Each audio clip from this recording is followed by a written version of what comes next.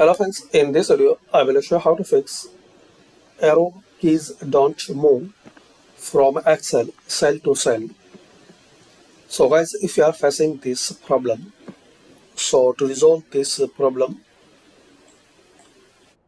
click on start, search here OSK. So open this on-screen keyboard.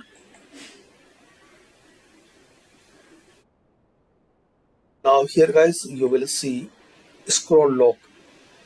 So just click on it one time.